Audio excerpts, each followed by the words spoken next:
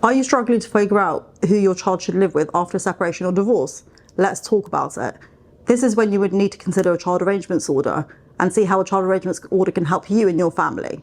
A child arrangements order is a legal decision made by the court to establish where your child will live, who they will spend their time with, and how they'll maintain contact with each parent or guardian.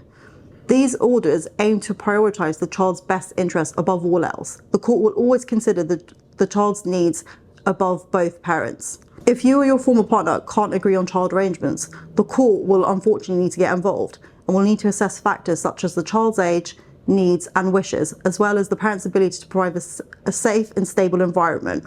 Remember, the court won't automatically favour one parent over the other.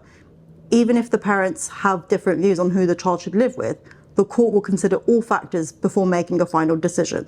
In many cases, mediation is required before applying for a child arrangements order. The purpose of this is to give the parties a chance to try and mediate and reach an agreement outside of court, saving time, stress and costs. However, if mediation is unsuccessful or not suitable, the court process becomes necessary. An instance where this may be required is where there's allegations of domestic abuse or other sorts of abuse being made.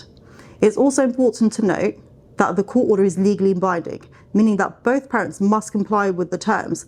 If one parent breaches the agreement, the other parent is legally allowed and should apply for an enforcement order.